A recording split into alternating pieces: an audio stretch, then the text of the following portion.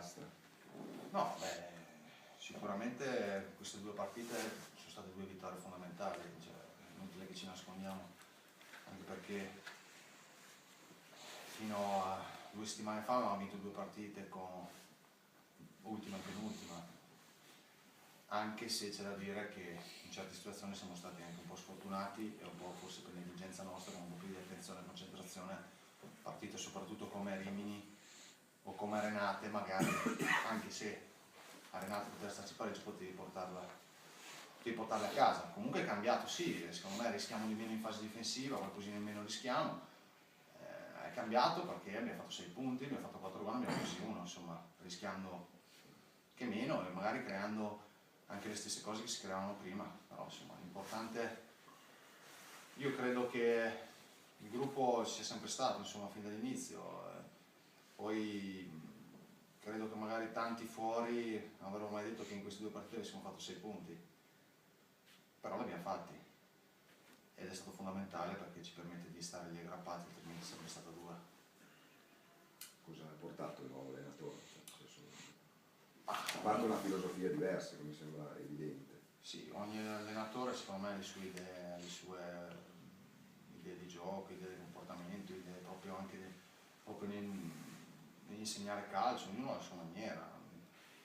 Sicuramente troppo il calcio gira anche così, nel senso che è cambiato allenatore, avevi vinto solo 2 partite, sei riuscito a fare battere Monza e Alessandria, che sono secondo me tra le 5 squadre più forti, più blasonate della categoria. Sicuramente stiamo lavorando diversamente a prima e magari stiamo affrontando cose che prima magari non affrontavamo.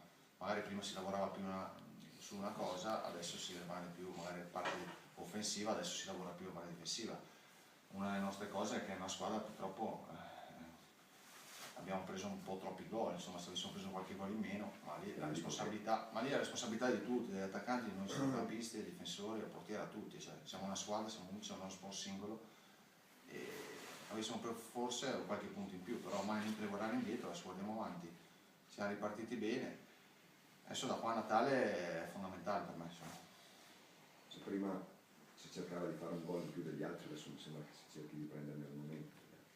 Sì, sì, diciamo che adesso... Poi è la base del calcio, secondo me. Io adesso esamino soprattutto i 2 primi tempi, sia a Monza che sono state 2 partite aperte, 2 partite combattute, però secondo me se si fa la media delle 11 partite prima e queste 2, se guardiamo i primi tempi di prima, qualcosina in più rischiavamo, insomma, le ultime 2 partite si è rischiato poco, niente, ma comunque ci può stare che puoi rischiare a Monza o con l'Alzano, insomma, con qualcosa. Cosa devi concedere? Beh, se no...